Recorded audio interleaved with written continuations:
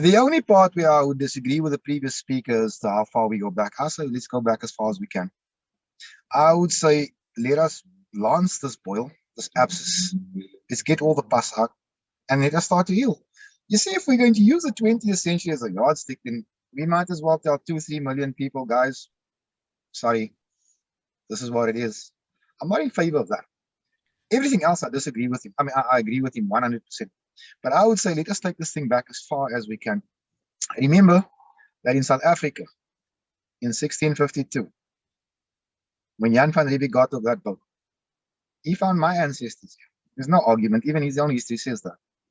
When he arrived in KZN via boat, he went all the way along the coastline. He found my ancestors here. You know, we weren't migratory people. We were seasonal people. We would move where the food and the water was. It's just that simple. Just because someone came here and found the land empty doesn't mean it wasn't owned. So I'm not quite in favor of let's restrict this to the 20th century. I would say that in order for justice to take place, and justice is what we need in this country, let us go back as far as humanly possible and let us start there. Whatever the starting point is, whatever the pain is. This is South Africa, man. You know, if there's one thing that we're good at is recovery. Unfortunately, I still think we only have 7 years to do it. Thanks. Hugo? Quickly, Wynand. Yes. Wynand or me? Guys, sorry. I'm just going to put my video off intermittently as I see my sound drags on my side, man, because it seems to get better when I switch off. Okay. So just don't mind me. No problem. Wynand, quickly. Okay. Now, I just want to say, in this whole question of land, you never go back. You always go forward. You just use the past as an argument. That's all. It's an argument for this or for that group, and every group uses it to its own advantage and interpret it in another way. So would we perhaps want to call all the Matabeles out of Zimbabwe back because before 1837 they in fact ruled over the whole Highveld of the Old Transvaal and the Free State? Or would we say, let's take all the black people back to the Great Lakes area where they had been thousands of years back? Of course not. It's silly. I mean, I know a huge portion of the Zimbabwean population is with us already, but it's not because they were called back for land restitution or because they ruled over this or that for a very long time. So, you know, I would like to take this whole moral thing a little bit out of it. Some people have the moral advantage that they had been disadvantaged in the previous dispensation, but it's only just a lever of power to use to get a bigger portion of the present day wealth of the country.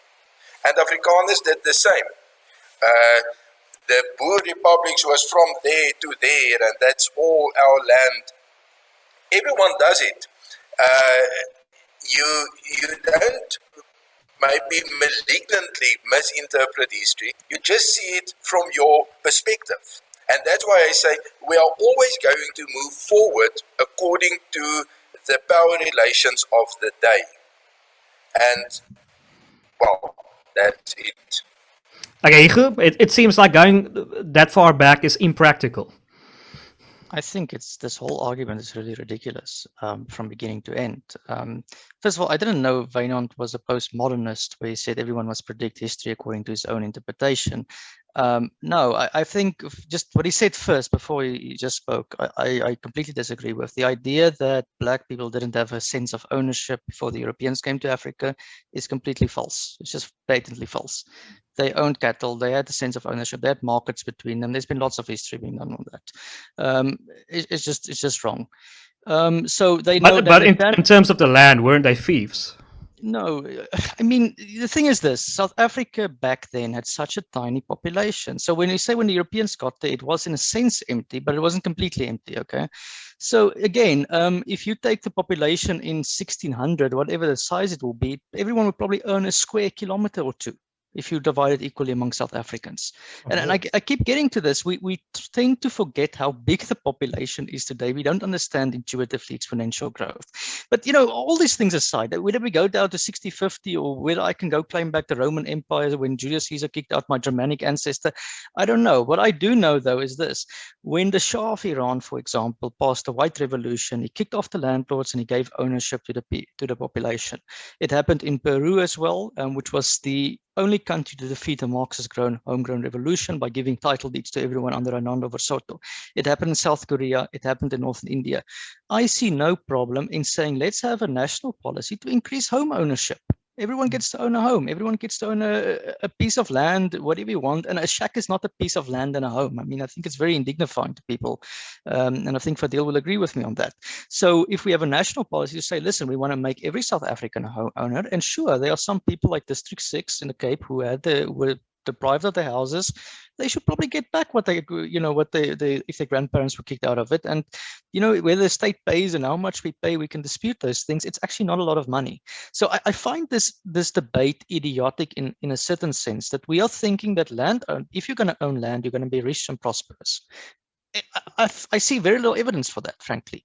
If you take the Jewish population, throughout history, they've migrated. They owned very few assets, physically, but they invested into their children, into themselves. And it's ultimately the intellectual capital that made them prosper worldwide. So you can take, you can take all the white people's land. Let's take the farmers. How many farmers do we have? 20, 30,000 for argument's sake, okay?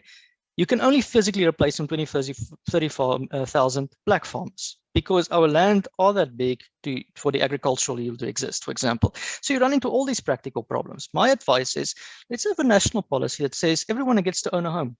Okay, it's actually in our constitution, as far as I know. Everyone should. South Africa's constitution guarantees a right to home. Okay, and I don't mean an RDP house in a shack. And let's say, okay, we're going to have a sensible policy to zone certain areas of the city for new development, because not everyone can go back where their ancestors were. Then you're going to have shacks again in District 6, because it's just the size area doesn't work out. We can go back to 1650. We can go back to the Roman Empire. If there's any value in that, sure. I don't see it, but I think there's just too much emotion around the issue. Nobody's being practical about it. And honestly, I don't see the value in investing in property. I find it to be a very bad investment per se. People who own a second and a third house and have to rent it out. What would your investment advice be if I now had R1 million?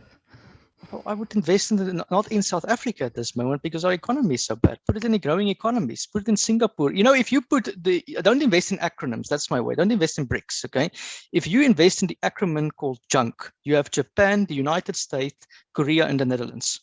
Okay, well, combined. So invest in something that makes economic sense. Most of the assets on the stock exchange belong to pension funds, for example. So we've got this 21st century economy, and then people still think, well, I need to own a property and a house to be rich. It just makes no sense. If there's an emotional argument, deal with it, get it over and done with, and move forward. But I find a lot of resistance from, and I have to say as an Afrikaner, it's from the Afrikaner community saying, well, they're going to take our land and they're going to come for this. Honestly, most Afrikaners don't farm today. The word boere is outdated, right? So I just look at this thing and I say, I've now been out of South Africa for 6 years, and you're still debating things that we talked about 10, 20 years ago. Get it over and done with and move on, because it's really annoying, frankly. Fadiel? I like this man. I find nothing to disagree with. I think we should take the emotion out of it. I think we should be pragmatic about it. You see, for some people, it becomes an argument about who gets what, gets where. For me, it becomes a spatial argument. You see, if you go to my workplace, I'm protected by the labor law that says X amount of people may work in X amount of square meters for safety. But then you come to the ghetto and there's no such rule. I have households with 30, 40 people living in 2 bedrooms. We are saying, release the land, give us our freedom, allow our children to live. You see, we've got 3,500 dead bodies on the Cape Flats every year on year. That's gunshots only. Why? Because of overcrowding. We are saying, bugger everything else. Free the land. Give our children an opportunity to grow old. That's it.